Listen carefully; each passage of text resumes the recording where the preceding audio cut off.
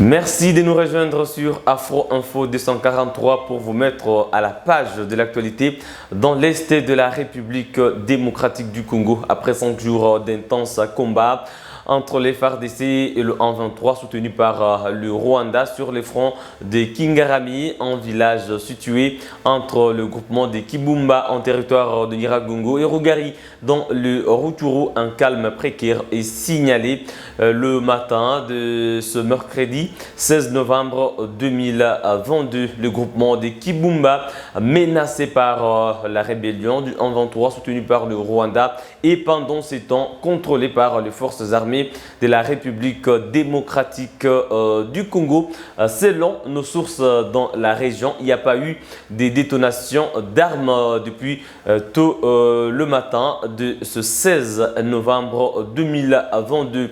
Les populations ont vidé le groupement des Bumba et Kibumba suite aux récents affrontements entre les FARDC et le M23. Il y en a qui étaient aussi campés à Kanyaruchinya, à une vingtaine de kilomètres de Goma, qui ont fui suite aux paniques. Vous avez suivi le message du gouverneur sur Afro Info 243 qui a rassuré la population de la détermination des forces armées de la RDC à leur sécuriser. Il y a déjà des déplacés qui ont regagné ces camps des Kanyaruchinya qui étaient bien sûr déjà éparpillés, d'autres dans la ville de Goma. L'ancien président du Kenya, Uhuru Kenyatta, facilitateur pour la paix dans l'Est de la RDC pour le compte de l'EAC, s'est prononcé après sa visite de ces camps des Kanyaruchinya. En tout cas, l'ancien président du Kenya demande un cessez-le-feu en vue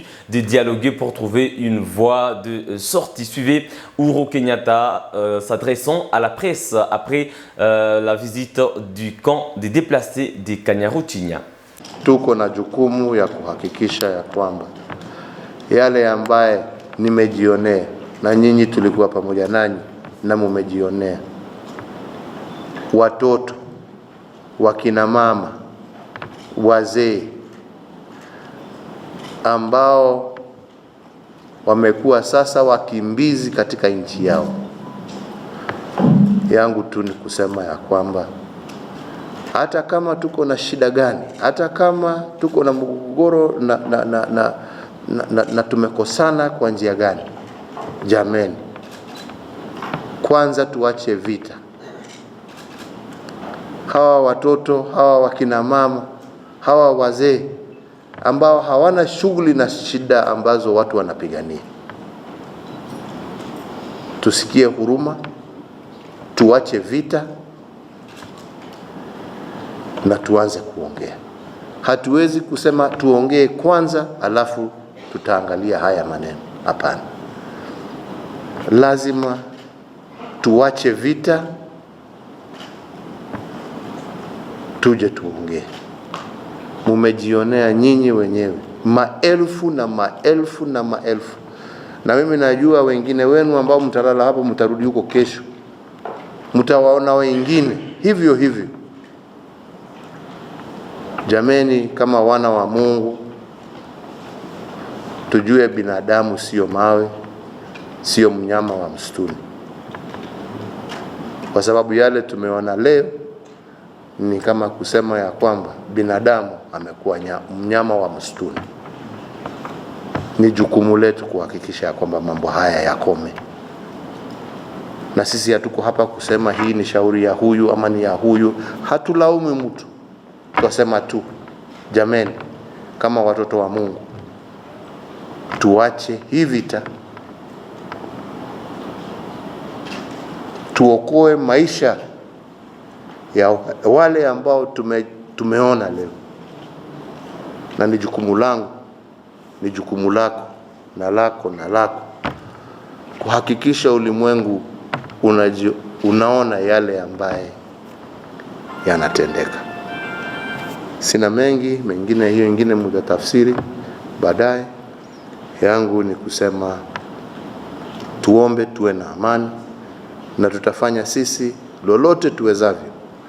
Hata tukiendelea kupatanisha watu, lakini nasema tutawapatanisha, lakini jameni, wacha kwanza tusimamishe yale ambaye sisi wote tumejionea leo. Na hiyo leo tu ni hapa Goma. Hayo ndio inaendelea South Kivu, hayo ndio inaendelea Ituri. Hii ni kidogo tu tumeona. Zaidi ya watu milioni 5 karibu milioni 6 wakimbizi ndani ya nchi yao. Hii haiwezi kuwa njia ya kutatua shida. Hawa ni wananchi maskini jameni, hawana shida na mtu yeyote. Wataka kulima mashamba yao, wanataka watoto wao wasome. Hawana haja na hizo siasa ama mambo mengine ambaye alete hii mgogoro. Jameni, tuko na jukumu. Et pour sa part, le gouvernement congolais va se réunir en Conseil de sécurité chaque fois pour suivre au quotidien la situation opérationnelle également, la situation humanitaire sur le terrain. Suivi successivement le porte-parole du gouvernement, le ministre des médias Patrick Muyaya et le ministre de la Défense nationale. Sur instruction du commandant suprême, les chefs de l'État, donc le Premier ministre a tenu cette réunion de sécurité, une réunion qui sera dorénavant régulière pour faire le suivi quotidien de tous les aspects opérationnels. Vous savez que nous sommes engagés dans une guerre injuste à l'est de la République démocratique du Congo. Ce soir, on a eu l'occasion d'aborder évidemment la situation humanitaire principalement sur place parce que le collègue des affaires humanitaires se trouve, mais aussi la situation opérationnelle de manière générale après les briefings qui a été fait par les chefs d'état-major général. Nous avons noté avec satisfaction que beaucoup de jeunes ont répondu à l'appel à la mobilisation du président de la République pour défendre l'intégrité territoriale. Nous encourageons d'autres à faire comme cela pour nous assurer que nous mettons tous en ordre de bataille pour la défense de la patrie.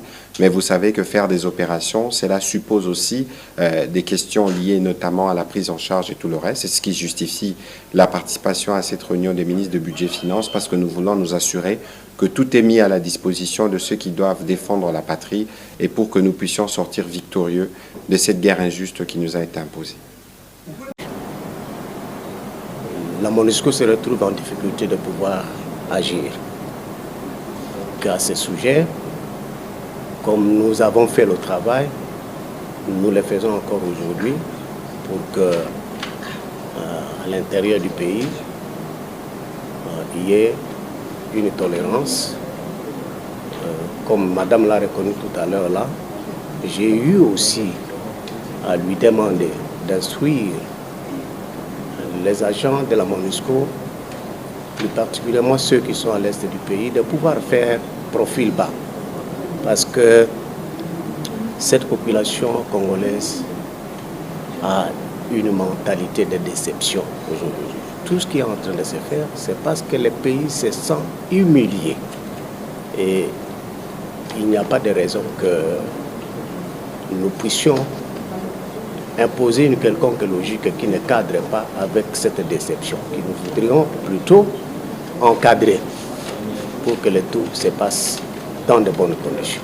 Mesdames et messieurs, c'est par là que nous mettons un terme à cette production sur Afro Info 243. Merci de l'avoir suivi du début à la fin. On se fixe un autre rendez-vous d'actualité sur la situation de Kibumba et des Rutshuru. Évidemment, c'est dans les prochaines heures. N'oubliez pas de vous abonner si vous ne l'avez pas encore fait à Afro Info 243. Il suffit tout simplement de cliquer sur s'abonner, activer la cloche des notifications pour rester au parfum de l'actualité de la République démocratique du Congo. Partagez la vidéo, laissez-nous un j'aime. À très bientôt.